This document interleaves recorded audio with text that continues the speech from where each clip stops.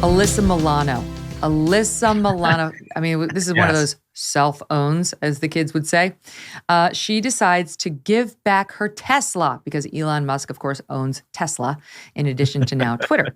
And she tweeted, "I gave back my Tesla. I bought the VW electric vehicle. I love it. I'm not sure how advertisers can buy space on Twitter. Publicly traded companies' products being pushed in alignment with hate and white supremacy does not seem to be a winning business model. Even though I'm going to stay here and talk to my many, many followers because it makes me feel special."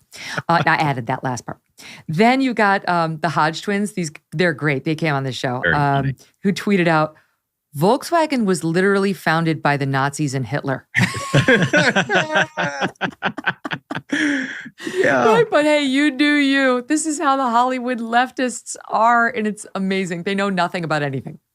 Just total lack of substance, right? Everything is a cause, though, right? They've got to get involved. I can't figure out from Alyssa Milano's standpoint or anybody else's standpoint what the primary objection here is, other than the fact that all other lefties seem to be pissed off about it. I guess it's the reinstatement of these accounts. I mean, I don't know, but in and of himself, Elon Musk is only controversial now. For years, Democrats bent over backwards to try to showcase Tesla as the next energy revolution in this country. Yes. And they would create tax credits after tax credits and all of these different tax bills to try to incentivize Elon Musk's company of Tesla and having electric vehicles overtake gas-powered vehicles in this country. It was only when he started coming out, and a little bit of challenging their point of view. By the way, he's not a conservative. Elon Musk is not a conservative. If anything, he's a libertarian in many ways, but he's certainly not like a Republican. And the fact that he himself has now become this controversial figure who they say is promoting white supremacy, it just gives you a good insight into the delusions of these people.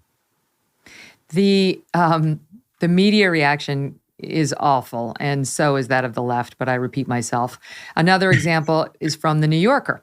Jelani Cobb, who's also, wait for it, Dean of Columbia Journalism School. There we go. I remember Roger Ailes used to say that's disqualifying if I see that on a resume to Columbia Journalism School. For obvious reasons. My God, first of all, journalism is a trade. It's not a profession. You learn it by doing it. You don't sit in a classroom and listen to somebody like Jelani Cobb. What the hell? What has Jelani done at The New Yorker? I guess I'll have to look it up. Why I quit Elon Musk's Twitter. And like a lot of these leftists, it's not enough to leave. He's got to go out in a band of martyrhood, right? Yeah. Like a martyrdom. I'm amazing, and listen to how amazing I am as I quit Twitter. It has been an interminable month since Elon Musk assumed control of Twitter. Who are these idiots? Like he's on the Russian front. Yeah. John, yes. Writing for the New York. This magazine, by the way, is just a never-ending source of comedy. Yeah. I highly encourage any conservative to just open it up and laugh for a few minutes. You are 100% right. He talks about it. He's like in Ukraine and the tanks are moving in. Yeah. The platform has lost at least 1 million users. Last week, after 14 years on the platform, I became one of them. Oh my God. Goes on to explain fantastic. Why. Okay. And he has to let us know that he has 400,000 followers. Okay. So he's like, he's special. Right. So, okay. This is why Twitter is so valuable. Go back to after George Floyd and his murder went viral on the platform, blah, blah, blah. Were it not for social media, George Floyd, along with Ahmaud Arbery and Breonna Taylor, would likely have joined the long gallery of invisible dead Black people. Citizens whose bureaucratized deaths were hidden and ignored. Really? Because as I recall, the George Floyd death was on loop on cable news for weeks. Believe it or not, there are separate media entities not controlled by Twitter, sir. This is what was at stake quietly and loudly when Musk acquired Twitter. His reinstatement of Donald Trump's account made remaining completely untenable. Meanwhile, Trump hasn't even tweeted one thing. He's like, I don't see the point. I have my own social. But this guy's like, I'm out of here. That's the last straw. Goes on to say, talks about Trump was booted after January 6th and says then Musk reinstated him. The implication was clear. If promoting the January 6th insurrection which left at least 7 people dead. That's a lie. It did not. And more than 100 police officers injured doesn't warrant suspension to Musk, then nothing else on the platform likely could. Okay, there was a suspension. There's been a suspension of over a year, right? This Elon Musk's point is that you can now come back. I don't believe in this permanent ban of you.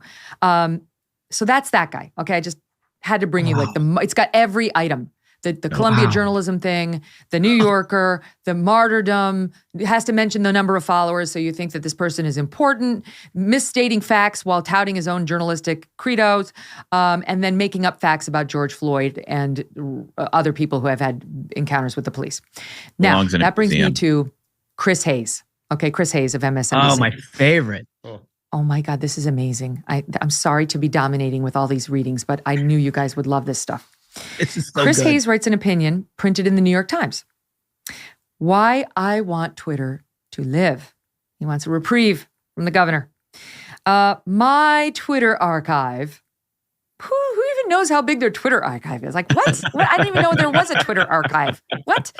My Twitter archive is over 6.4 gigabytes. More than 161,000 tweets over 15 years. It's enough writing to fill about 10 books. By the way, Chris Hayes, this is pathetic, and this is in the category of facts you should not reveal publicly about yourself. Oh. What was going on when I tweeted, wait, which one, in October 2008? I'll never know. Okay, so first of all, he's done 161,000 tweets, which have gotten him 2.4 million in followers. I just want him to know that I've tweeted he's tweeted 10 times as many times as I have 17,000 tweets. I had Abby go back and check. Prior to today and reading his stupid column, I had no idea how many tweets I'd ever done in about as many years. 17,000 by me, 161,000 by him. Oh, God. And I do have more Twitter followers, just FYI. Just an FYI. So this is him, right? Trying to make himself super important. Then he talks about how he did download his archive in the wake of Elon's purchase. I did not do that because I thought Twitter was going to die. But I did not want the sole record of my microblogging, that's his Twitter experience, my microblogging, to be owned by a red-pilled billionaire going through a midlife crisis. He goes on to say, if Twitter survives, and I fervently hope it does, its near-death experience has revealed something fundamental about our online lives. Wait for it. The digital spaces of civic life, the public town square, as Mr. Musk deemed Twitter, have been privatized to our collective detriment. Oh, is it hard when your worldview is not the only one that can be aired? When, because of private ownership, you feel a little less in control? Boo fucking who? Welcome to the life of everyone in the center and the center right since the beginning of, the past modern era at least. Twitter, this is the last part, is where I spend a good deal of my life. Again, don't admit this shit publicly, sir.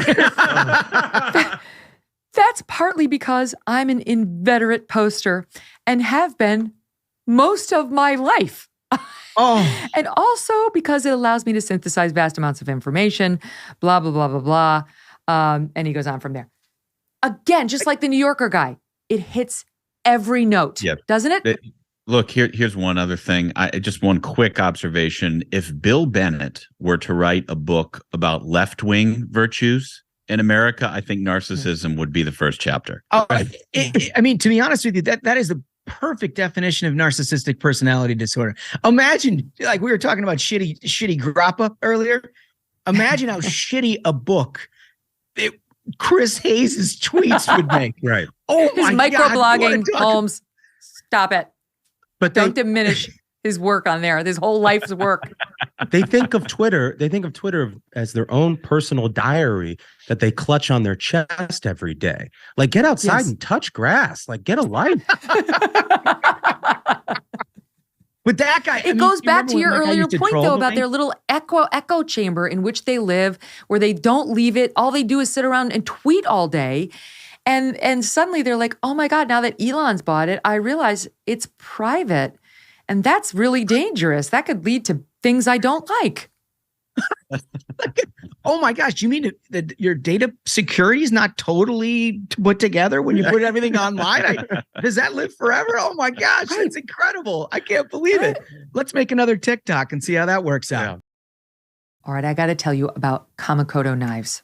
These knives are made with high-quality Japanese steel using traditional techniques. Each knife is individually inspected and comes with a lifetime guarantee. They come in a beautiful, heavy-duty ash wood box, and it makes sure that the knife is stored safely. It also makes Kamakoto a great gift because of the wooden box the knives are presented in. The whole thing is lovely. And who doesn't want great knives, right? How many times you're like, this doesn't work, I don't like this one, but like even at my level of cooking, this is important to have. Because of their single bevel edge, Kamakoto knives can achieve an unbelievably sharp edge that you just cannot get with other knives. They can cut through your ribeye like butter.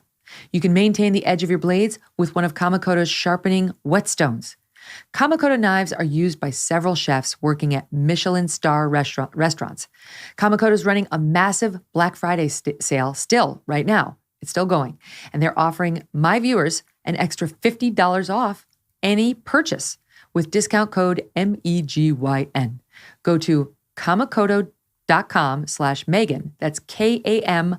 KAMIKOTO.com/Megyn now. Hey, thanks so much for watching. If you like what you just saw, hit the subscribe button for more clips and full episodes.